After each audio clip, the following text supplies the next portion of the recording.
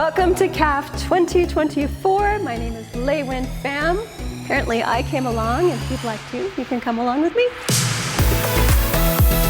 The 12th Children's Art and Literacy Festival in Abilene, Texas welcomed thousands to the storybook capital of America, June 13th through 16th, for 4 days of family-friendly fun.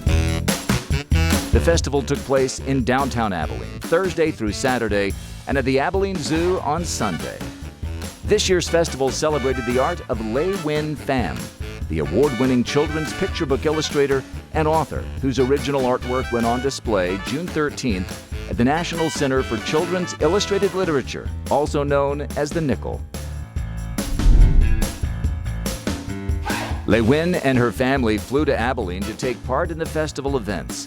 Her books inspired all the festival imagery, from the buttons people earned as they completed events to street banners, passes, book readings, and costumed characters.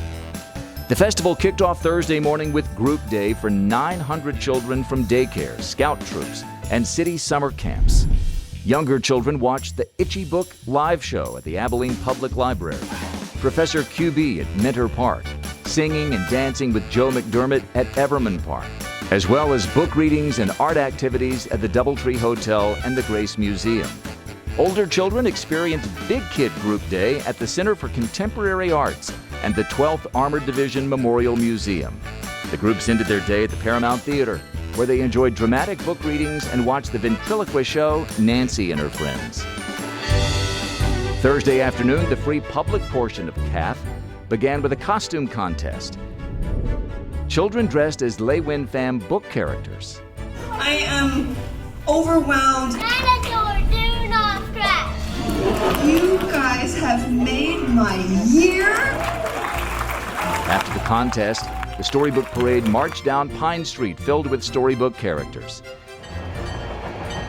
The parade ended at the Adamson Spalding Storybook Garden, where best friends Itty Bitty, Kitty Corn, and Unicorn were unveiled to everyone's delight.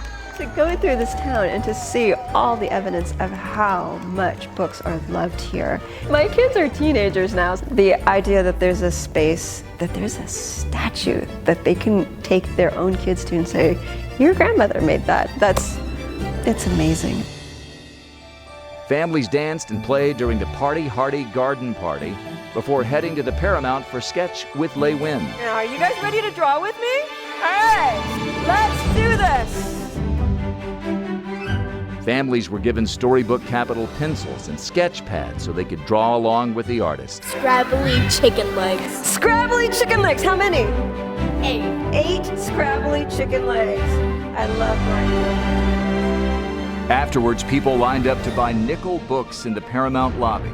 Laywin stayed for more than 3 hours to sign autographs and to create a personal caricature in every book.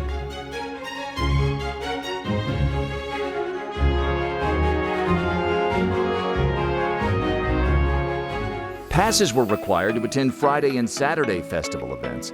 Both mornings started with autographs, hugs, and yummy food at the Storybook Characters Breakfast in the Storybook Garden.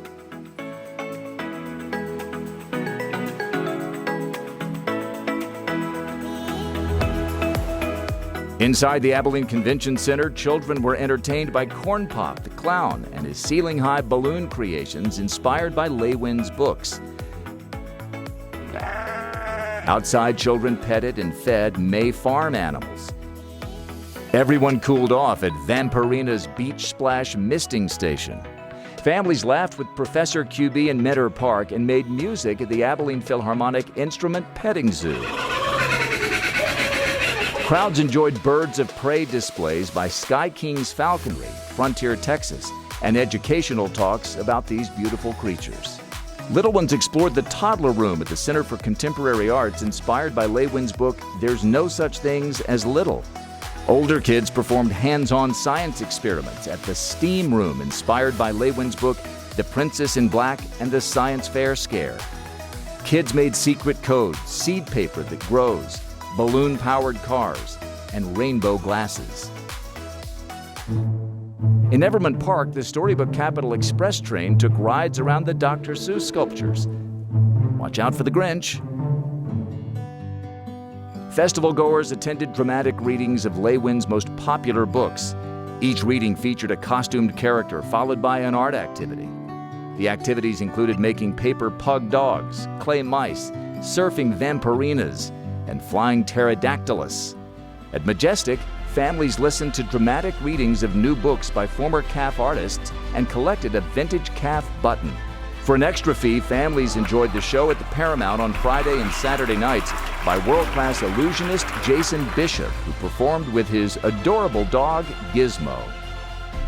Families could also add to their festival experience by participating in a variety of art workshops, including make-your-own storybook sculpture, CAF collectibles at Board and Brush, and a piece of cake, which was hosted by the 12th Armored Division Memorial Museum. After attending a special presentation, Grace for President Live, where every vote counts, children could decorate cookies at the CAF Bakery inside Doubletree by Hilton, get their face painted, or have their caricature drawn at the Center for Contemporary Arts. Families could also purchase a lunch from the young audiences of Abilene's Enchanted Eatery and dine with storybook characters in the Wooten Ballroom. Lots of families teamed up to play the Goose Chase game by downloading the app and completing the missions around the festival to earn prizes. New this year, the Abilene Storybook Experience AR app, which families could download, allowing them to interact with the sculpture characters in augmented reality, filling in words on storybook bench quotes and virtually collecting buttons and characters. On Sunday, the fun continued at the Abilene Zoo, where children could earn their final CAF button and enjoy dramatic readings of Vampirian in the Snow and Best Friends in the Universe, followed by an animal encounter and picture with Vampirina. The 2024 CAF was enjoyed by more than 5,400 people from 156 cities and 28 states across the nation who created their own childhood adventure in the official storybook capital of America.